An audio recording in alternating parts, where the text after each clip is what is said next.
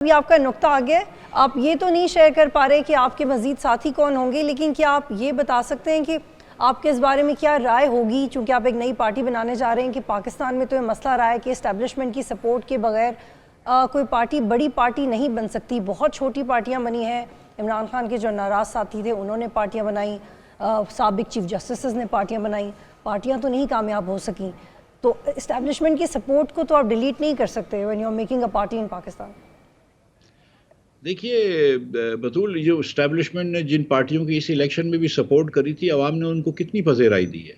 IPP और उसको PTI parliamentarians को छोड़ दें, जो बड़ी पार्टियां भी जो थी, एमक्यूएम हो गई या मुस्लिम लीग हो गई, उसकी कितनी पजीराई हुई है इस इलेक्शन के अंदर इस्टेब्लिशमेंट के सपोर्ट के साथ। और इस्टेब्लिशमेंट ने जितनी मुखालफत करी है या स्टेट ने जितनी मुखालफत करी है पीटीआई की, आपने उनको सिंबल तक नहीं दिया, उनकी कैंपेन नहीं हुई, और फिर भी उनके लोग 90 लोग तो ऑफिशियली जीत के आ गए। तो ये नहीं है कि इस्टेब्लिशमेंट की सपोर्ट की वजह से लोग आपको वोट देते हैं, ऐसी कोई बात नहीं है। हमारी मुल्क की आर्मी है, हमारे मुल्क की इस्टेब्लिशमेंट है, हम इनसे कोई झगड़ा नहीं करना चाहते और ना कोई झगड़ा है हमारा उनसे। हम उनके साथ मिलकर काम करेंगे, लेकिन उनके लिए काम नहीं करेंगे जो कि दीगर पार्टियां कोशिश करती हैं। वो दैट इज नॉट, ये आपने बहुत क्लियरली बता दिया है कि आप उनके साथ काम करेंगे, उनके लिए काम नहीं करेंगे। I think this is the most important. जी फाद साहब। तो उसमें अच्छा, तो उसमें फिर ये यहाँ यानी फिर जिन लोगों के तोपों के दहाने खुलेंगे, वो ये जो 3 मेन स्ट्रीम पार्टीज हैं, वो आपकी तनकीद का निशाना बनेगी, क्योंकि जाहिर बात है, आपने अपने आप को किसी जमात या किसी एक स्टेक होल्डर के अगेंस्ट तो फ्रेम करना है, किसी को तो आपने जिम्मेदार ठहराना है कि जो मुल्क जो जहां पे खड़ा है उसका जिम्मेदार कौन है। तो यानी उस जिम्मेदारी में फिर आप इस्टेब्लिशमेंट की तरफ जो है वो अपनी बंदूकें नहीं तानेंगे, बल्कि पीपल्स पार्टी, पीएमएलएन और पीटीआई की तरफ तानेंगे।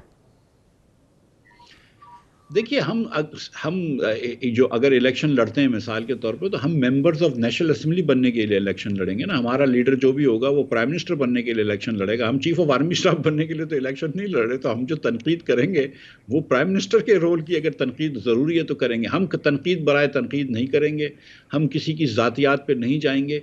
और मैं तो सचमुच ये समझता हूँ कि ये तीनों पार्टियाँ जो हैं उसमें अच्छे लोग हैं और उसके अंदर सिंसियर लोग हैं जो कि पाकिस्तान के अच्छाई चाहते हैं। लेकिन मसला यह है कि जो उन्होंने कहा है वो उन्होंने नहीं किया। पीपल्स पार्टी को हमने 30-40 साल से देखा है कि हुकूमत में रहे हैं, सिंध में तो 20 साल से हुकूमत में हैं, लेकिन हमने पीपल्स पार्टी को तो हुकूमत में देखा है, लेकिन रोटी कपड़ा मकान कहीं नहीं देखा।